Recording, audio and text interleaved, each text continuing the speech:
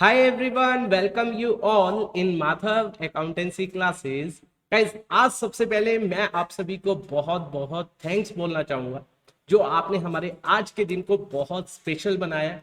आपकी मेरे पास बहुत सारी विशेष आई हैं, उन सभी के लिए आप सभी को तहे दिल से बहुत बहुत धन्यवाद। आप इसी तरीके से हमारे लिए ब्लेसिंग्स करते रहिए ताकि हम और अच्छे से अपनी सर्विसेज दे सके। तो गाइज, आज जो हम चैप्टर आप लोगों के लिए लेकर आए हैं, अब हम एकेडमिक की बात कर रहे हैं, वो एक बहुत इंपॉर्टेंट चैप्टर है। ये सीयूईटी पॉइंट ऑफ व्यू से बहुत ज्यादा इंपॉर्टेंट है। क्यों इंपॉर्टेंट है?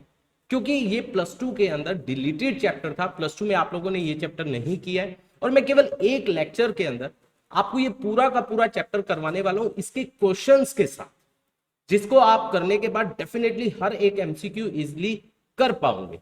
ठीक है, तो आपको इस लेक्चर को एंड तक बिल्कुल भी मिस नहीं करना है, बिल्कुल एंड तक देखना है, एक एक बात ध्यान से सुननी है ताकि आपको हर चीज अच्छे से क्लियर हो जाए। तो चलिए गाइज, आज की वीडियो को हम स्टार्ट कर रहे हैं। हमने जो चैप्टर पिक किया है that is common size statement.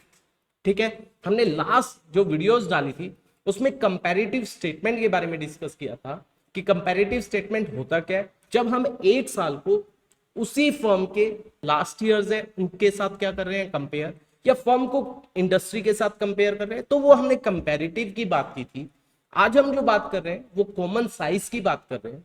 इसके अंदर हम बेसिकली क्या करते हैं, कंपैरेटिव में क्या था, एक साल को पिछले सालों के साथ कंपेयर करना, लेकिन कॉमन साइज क्या कहता है, हम एक साल के डाटा को उसी साल के कॉमन बेस के साथ क्या करते हैं, कंपेयर करते हैं। ठीक है गाइस, जैसे अगर मैं बैलेंस शीट की बात करूं, बहुत ध्यान से समझना, that is very easy. Balance sheet, तो मान लीजिए हमने इस साल की बैलेंस शीट उठाई, तो इस साल की बैलेंस शीट की आइटम्स को हम इस साल के कॉमन बेस के साथ कंपेयर करेंगे। लाइक बैलेंस शीट में कॉमन बेस क्या लेंगे, जो एसेट्स का टोटल होगा या लाइबिलिटीज, क्योंकि दोनों का सेम होता है, उनका जो टोटल होगा उसको कॉमन बेस लेंगे। फिर हम क्या करेंगे, बैलेंस शीट की हर आइटम को उसके साथ कंपेयर करके उसकी परसेंटेज निकालेंगे। लेट्स सपोज मैं एग्जांपल लेता हूं, हमारी एसेट, टोटल एसेट या टोटल लाइबिलिटी है 1 करोड़। ठीक है गाइस, ये 1 करोड़ है। हमने क्या किया, सबसे पहले इक्विटी एंड लाइबिलिटी में शेयर होल्डर फंड में शेयर कैपिटल उठाए, वो है हमारा 20 लाख। मैं यहां पर लिखता हूं 20 लाख। ठीक है, divide by 1 crore, common base हो गया ये, मल्टीप्लाई बाय में 100, दैट वुड बी कितना आ जाएगा, 20%। इस तरीके से कॉमन बेस हमें क्या लेना है, हमेशा 1 करोड़, उस साल का जो टोटल एसेट होगा और टोटल लाइबिलिटी होगा उसको कॉमन बेस लेकर हर आइटम को क्या किया जाएगा, कंपेयर किया जाएगा। ये तो बात की मैंने बैलेंस शीट की। ठीक है, अब मैं बात कर रहा हूं किसकी, statement of profit and loss की।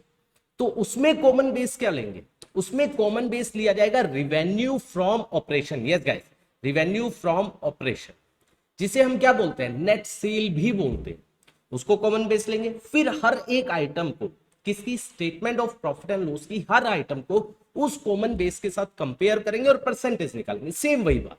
तो ये लेक्चर जो रहने वाला है बहुत अच्छा रहने वाला है, बहुत इजी लेक्चर है।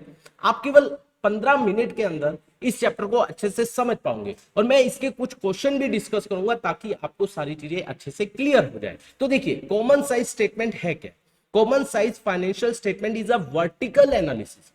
कंपैरेटिव जो था वो हमारा हॉरिजॉन्टल होता है, ये हमारा वर्टिकल होता है, क्योंकि हम एक ही साल के डाटा को उसी साल के कॉमन बेस के साथ कंपेयर कर रहे हैं। ठीक है, तो ये वर्टिकल है, ये बात आपको बहुत ध्यान रखनी है। ठीक है, इसके बाद in this individual item of balance sheet and और statement of profit and loss are written. हम इंडिविजुअल आइटम लिखते हैं, एक एक आइटम लिखते हैं। These amount are further converted into percentage to a common base. हर एक आइटम को कॉमन बेस के साथ कंपेयर करके उसकी परसेंटेज निकाली जाती है। ठीक है, in case of a statement of profit and loss, common base is revenue from operation. मैंने अभी बताया, अगर हम statement of profit and loss की बात करेंगे, उसका जो कॉमन बेस है वो रिवेन्यू फ्रॉम ऑपरेशन या नेट सेल होता है। ठीक है, उसके बाद अगर हम बैलेंस शीट की बात करेंगे, उसमें कॉमन बेस मैंने क्या बताया, दैट इज टोटल एसेट या टोटल लाइबिलिटी, दोनों का टोटल सेम होता है, दैट इज टोटल एसेट और total of equity and liability is the common base. ठीक है, उसके बाद द परसेंटेज सो कैलकुलेट, जो परसेंट हमारी कैलकुलेट होगी, can be compared with the corresponding percentage in other periods and meaningful conclusion can be draw. इसका मतलब क्या होगा, हमने एक साल लिया, ये साल लिया, इस साल के कॉमन बेस से हर एक आइटम की परसेंटेज निकाली। ठीक है, सेम लास्ट ईयर लिया, लास्ट ईयर की भी जो लास्ट ईयर का कॉमन बेस होगा, टोटल एसेट या total liability in case of balance sheet, उससे हर एक आइटम का परसेंटेज निकाला जाएगा, फिर आपस में इनको क्या किया जाएगा, कंपेयर किया जाएगा। आई होप ये बात आपको समझ आई होगी ताकि हम कंक्लूजन ड्रॉ कर सके। तो इसके अंदर सबसे पहला आ रहा है कॉमन साइज बैलेंस शीट, ठीक है। It shows the percentage relation of each asset और लाइबिलिटी टू टोटल एसेट या टोटल लाइबिलिटी। मैंने बताया हर एक एसेट और लाइबिलिटी को किससे कंपेयर किया जाता है, टोटल एसेट या टोटल लाइबिलिटी से, ठीक है। इन दिस टोटल एसेट, जो टोटल एसेट या टोटल लाइबिलिटी होती है उसको हम 100 लेते हैं, liability are taken as 100 and all the amount are express as a percentage of total, फिर हम उसका परसेंटेज निकालते हैं हर एक आइटम का, ठीक है गाइस। इसके बाद अब इसको हम बनाते कैसे हैं, देखिए preparation of common size balance sheet. सबसे पहला कॉलम क्या होगा, आइटम लिखोगे आप, ठीक है। आइटम कौन सी बैलेंस शीट में लाई, equity and liability, share holder fund, share capital, ये सब आ जाएगा। उसके बाद सेकंड कॉलम होगा नोट नंबर का, जैसे हमने पहले भी डिस्कस किया था। थर्ड कॉलम कौन सा होगा, जो प्रीवियस ईयर का क्या है अमाउंट है, प्रीवियस ईयर के अमाउंट आ जाएंगे, amount of different item of previous year. फिर उसके बाद amount of different item of current year. आप कहोगे सर आपने तो बोला हम एक साल का ही लेते हैं, तो हम वही तो कर रहे हैं, एक साल का लेंगे। एक साल को कैसे कंपेयर कर रहे हैं, उसी साल के कॉमन बेस के साथ। हम एक साल को दूसरे साल के साथ कंपेयर नहीं कर रहे, हम एक साल के हर एक आइटम को उसके कॉमन बेस के साथ कंपेयर कर रहे हैं। फिफ्थ कॉलम क्या हुआ, हम परसेंटेज निकालेंगे किसकी, पिछले साल की, उसके कॉमन बेस के साथ। Percentage relation of different item of previous year balance sheet to total of equity and liabilities या टोटल एसेट आर रिटर्न। उसी साल की जो क्या होगी टोटल एसेट या total of equity and liabilities, उसके साथ उसकी हर एक आइटम का परसेंटेज निकाला जाएगा। और सिक्स में इस साल का जो टोटल एसेट और लाइबिलिटी का जो टोटल होगा उससे हर एक आइटम की क्या निकाली जाएगी, परसेंटेज निकाली जाएगी। तो देखिए मैंने आप लोगों के लिए क्वेश्चन ड्राफ्ट किया ताकि आपको चीजें क्लियर हो, बहुत ध्यान से देखिए। सबसे पहले हमारे पास जो आ रहा है that is balance sheet from the following, balance sheet of Sun Limited as at 31 March 2022 prepare करना है कॉमन साइज बैलेंस शीट। देखो हमारे पास 2022-2021 2 सालों की दी हुई है, ठीक है। तो सबसे पहले हमारे पास इक्विटी एंड लाइबिलिटीज दिया हुआ है, share holder fund, share capital, reserve and surplus, non current liability, long term borrowing, current liability, short term borrowing. Alright guys, इसके बाद assets, non-current asset, property, plant and equipment and intangible asset, property, plant and equipment, intangible asset, current asset में inventories, cash and cash equivalent, ये आ गया total, ठीक है। आपको क्या बनाना है, इससे आपको कॉमन साइज क्या बनानी है, बैलेंस शीट। तो पहला कॉलम मैंने बताया था आपको पर्टिकुलर का लिखना है, ये आपका पहला कॉलम आ गया, देखिए ये आपका पर्टिकुलर का आ गया। दूसरा कॉलम क्या आया, नोट नंबर। तीसरा पिछले साल का अमाउंट, चौथा इस साल का अमाउंट। फिर आपको क्या करना है, पिछले साल की परसेंटेज और इस साल की percentage to a common base, ठीक है। तो देखिए सबसे पहले हमने क्या लिया, equity and liability, share holder fund, share capital. पिछले साल का 60, इस साल का 80। देखो पिछले साल का 60, इस साल का 80, ठीक है। आप बस इसको उल्टा करके लिख देना, reserve and surplus 8 lakh 12 lakh, long term borrowing 20 lakh 24 lakh, इस पिछले साल का इस साल का, short term borrowing 12 lakh and 4 lakh. ये टोटल आ गया किसका, लाइबिलिटी का, 1 करोड़ और 1 करोड़ 20 लाख, ठीक है। इसके बाद हमारे पास एसेट में लिख लेना, प्रॉपर्टी प्लांट एंड इक्विपमेंट में पिछले साल का 60, इस साल का 80, इंटेंजिबल एसेट 12 लाख 4 लाख। इसके बाद इन्वेंट्री 20 लाख 24 लाख और cash and cash equivalent 8 lakh और 12 लाख। यहाँ 1 करोड़ और 120 दोनों हमेशा सेम होते हैं, ठीक है। ये तो आपको क्वेश्चन में दिया हुआ है। अब क्या है, बिल्कुल सिंपल सी बात है, मैंने क्या बताया, जो उसका टोटल होगा उस साल का, किसका, इक्विटी और लाइबिलिटीज का या एसेट का, दोनों सेम होगा, उसको उसके हर एक अमाउंट के साथ कंपेयर करना। तो ये आ जाएगा 60 लाख डिवाइड बाय 1 करोड़। देखो 60 lakh divide by 1 crore multiply by में 100, दैट वुड बी 60%। तो चेक करो 60% आ रहा है। फिर 8 lakh divide by 1 crore multiply by में 100, 8% आ गया। 20 lakh divide by 1 crore multiply by में 100, 20% आ गया। 12 lakh divide by 1 crore multiply by में 100, 12%। और 1 करोड़ डिवाइड बाय 1 करोड़ ये आ जाएगा 100%। तभी तो हमने इसको 100 लिया। टोटल एसेट और टोटल लाइबिलिटी, मतलब टोटल इक्विटी एंड लाइबिलिटी, उसको हम 100 ले रहे हैं, तभी यहाँ पर 100 आ। अब देखो इसका टोटल जो हम कॉमन बेस लेंगे वो 1 करोड़ 20 लाख है। तो 80 lakh divide by 1 crore 20 that is 66.67%। 12 lakh divide by 1 crore 20 lakh that is 10%। 20 lakh divide by 1 crore 20 lakh multiply by 100, 20%।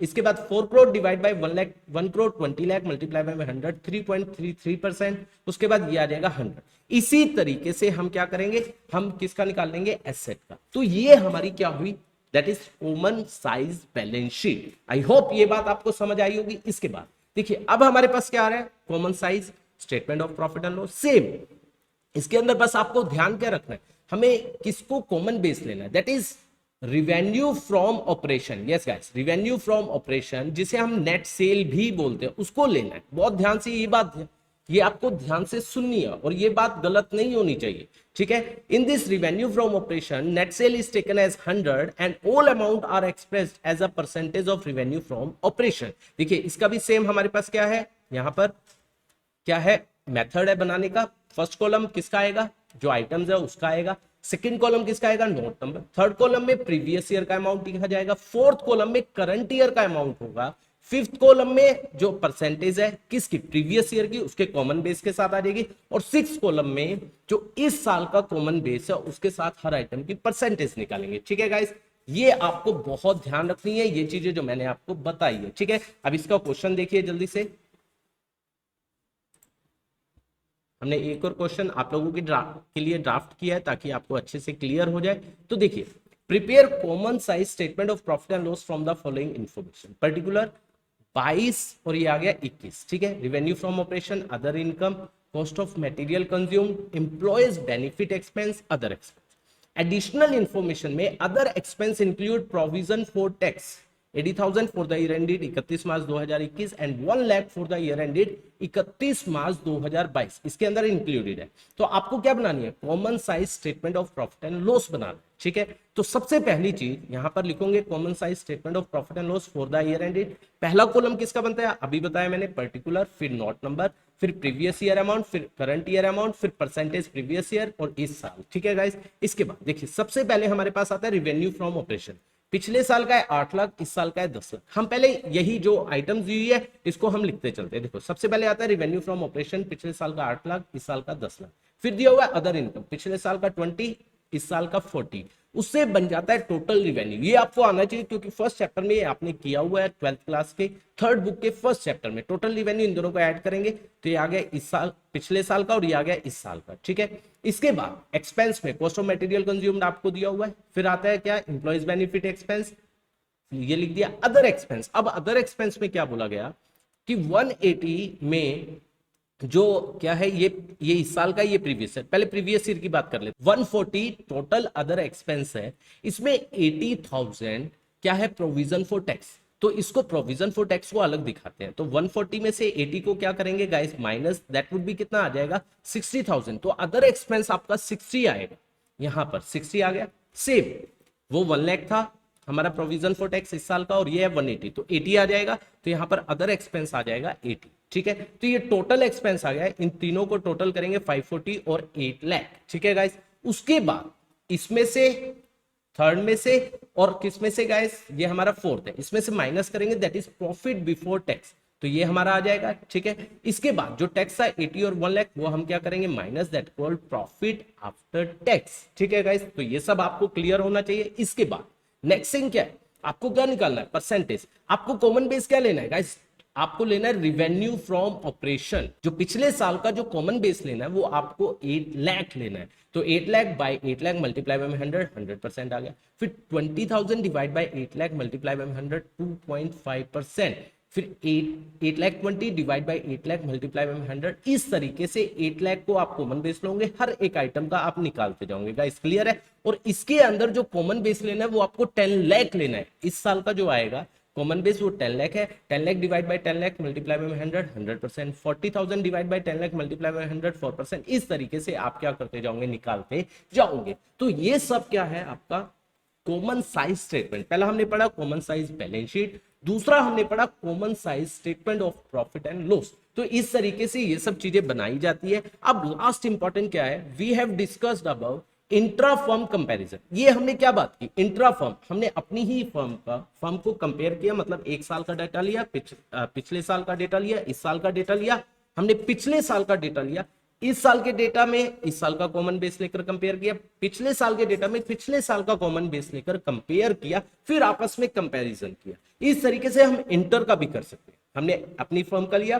किसी और फर्म का लिया, अपनी फर्म के कॉमन बेस से उसकी परसेंटेज निकाली, दूसरी फर्म के कॉमन बेस से उसकी परसेंटेज निकाली, फिर कंक्लूजन ड्रॉ किया। We can prepare for inter firm comparison, मतलब अपनी फर्म और दूसरी firm. In inter firm comparison third column will be used for one firm and fourth column will be used for another firm. Guys clear है? And percentage will be calculated from their common base. तो ये चीज मैंने आपको बताई है। I hope ये सब चीजें आपको बहुत अच्छे से क्लियर हुई होंगी। गाइस अगर आपको आज का लेक्चर समझ आए तो इसको ज्यादा से ज्यादा अपने सभी फ्रेंड्स के साथ शेयर कीजिए, ताकि उनको भी इन सब बातों के बारे में पता चल जाए। और अगर आपको वीडियो अच्छी लगी है तो लाइक एंड कमेंट करके जरूर बताइए, ताकि हमें भी पता चले आपको चीजें समझ आ रही हैं या नहीं आ रही है। बाकी हम नेक्स्ट वीडियो में इससे रिलेटेड बहुत अच्छे इंपॉर्टेंट एमसीक्यू के बारे में डिस्कस करेंगे। तब तक के लिए आप सभी अपना ध्यान रखिए। Thank you so much for watching this video.